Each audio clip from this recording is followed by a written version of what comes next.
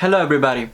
In today's video we are going to continue with our analysis of the 6 pillars of faith in Islam, as we have been discussing in previous videos. And as a quick reminder, we have spoken, let's mention them briefly.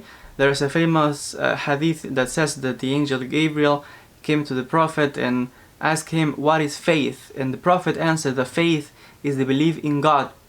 They believe in the angels, they believe in the books, they believe in the messengers, they believe in the last day, and they believe in fate, either good or bad things that happen, predestination. We have examined already the first pillar, the belief in God, and the belief in angels. And we spoke about angels and jinns and the spiritual world. We spoke about that in the last video. Today we are going to speak about the other pillar of faith, and is the belief in books, in the revealed books, the revelations that God have given to humanity throughout time.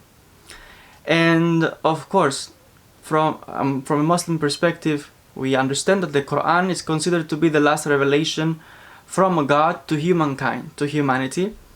And meaning the completeness, the clarification of all previous revelations. We have to understand that the Quran, like I have explained many times, and the Quran itself explains, if you ever read the Quran, it says clearly there is nothing new in the Quran. All the stories from the Quran, we find them in the Jewish books, in the Christian books, and in the other books, with the exception of some stories and certain prophets that are not known in these other traditions.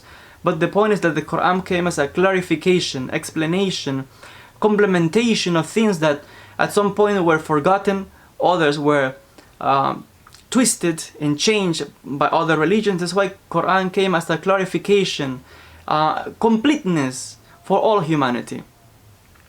Now, but this is a principle, like I am explaining, pillar of faith in Islam.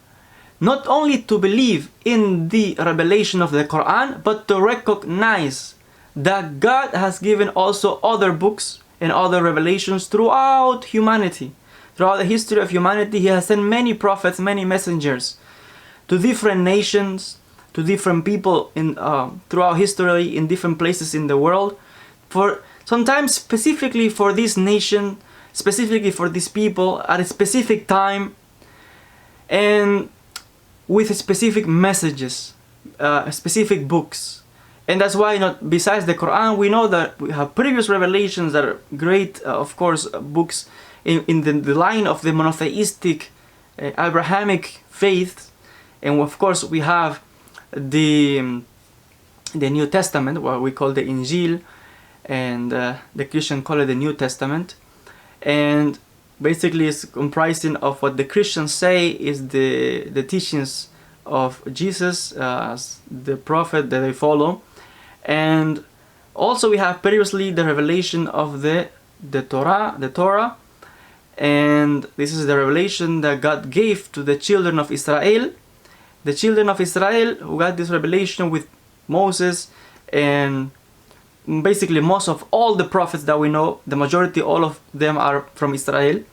And there are many prophets, they have many books and revelations and many famous prophets. Like I said, the majority of all of them are from Israel. And so this is also part of revelations, books that God have given to humanity, and in this case for specific people, for the Jewish people, for the Christian people. Besides that, we also have other books such as the Psalms of King David. Even if we go more back in time, we have books like they call the Scrolls of Abraham. Some books are known, others simply are lost, and others, like I said, according to the Islamic understanding, have been corrupted, changed, things have been twisted. But even from the academic world, and I can say this as a historian, and having to know these things and study these topics from the university, for us, yeah, we also study and we can see and tell you where are all the mistakes that we find in the New Testament and in the Jewish books. Yes, it's a clear evidence and contradictions in history, and you can tell how things have been changed and twisted. So for academics, us historians, yeah, we know also these things. So it's a proof, no, of what Muslims already, it is explained already in Islam, is already corroborated from the academic world.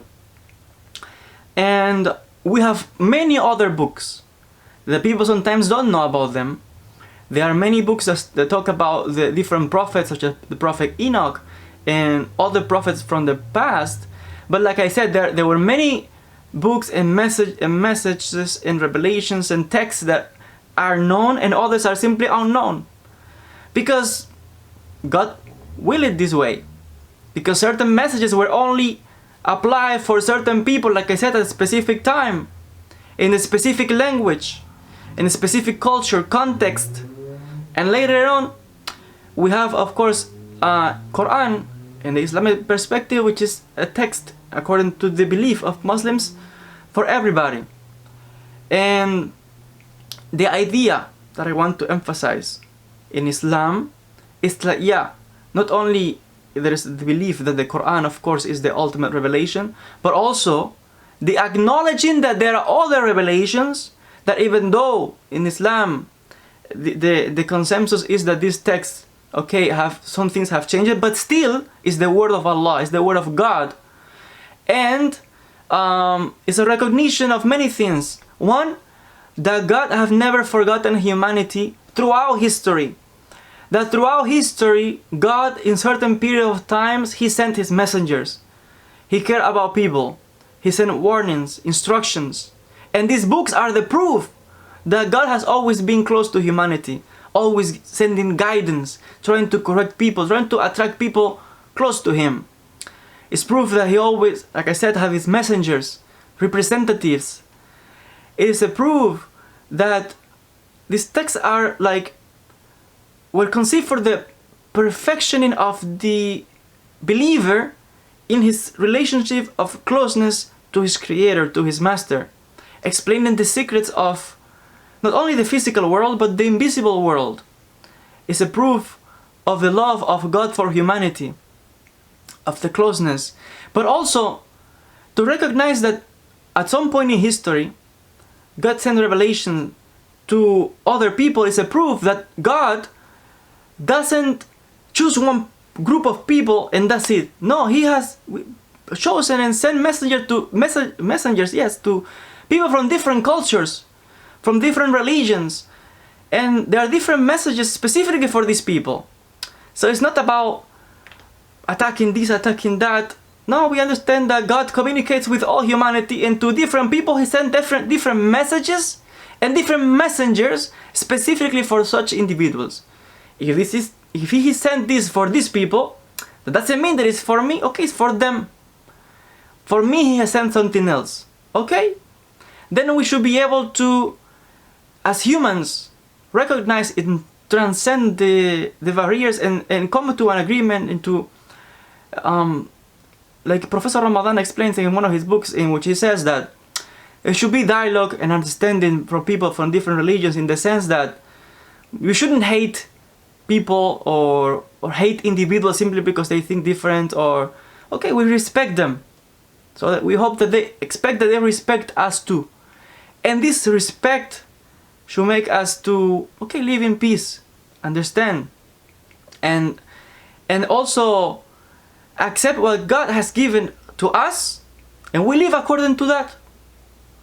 And I think this is important thing to recognize, to know of these things. And like I said, it's a proof that God has always remembered humanity, taken care of human beings, and certain things that apply for certain people specifically in certain time, and for all humanity He has given also something else later on, clarifications, because also these books are a clarification of many things, the things that were given in the past.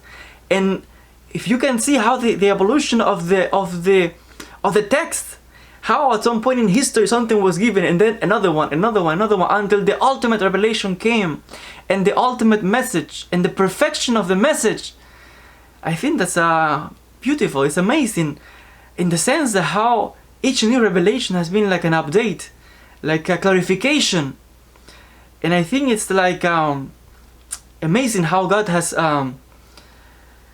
put things clear in a clear way for all of us. And it's like I'm simply amazed, because I just this just came to my mind right now. I'm explaining this video, and I think it's beautiful the way God has taken care of human beings, of humanity, throughout time, and how it's showing the mercy of God throughout time. It's showing the mercy of God as perfecting the individual, perfecting the knowledge, the understanding, and neither too much strong, neither too liberal, but the middle path, what applies for everybody. And I think it's amazing and significant the way that God has been revealing things to all human beings.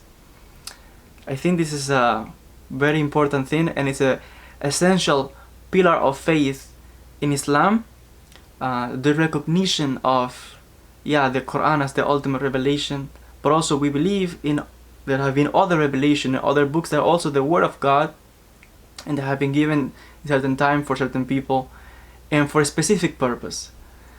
So it's a fundamental belief, like I said, the belief in the books, in the revelations in plural. And as Muslims, the recognition of, okay, what we got is the revelation of Quran. And it's a very important point. I want to thank you so much for listening to me. And as always, if you like the video, click like, share, comment, subscribe. And God willing, we'll see each other in the next video.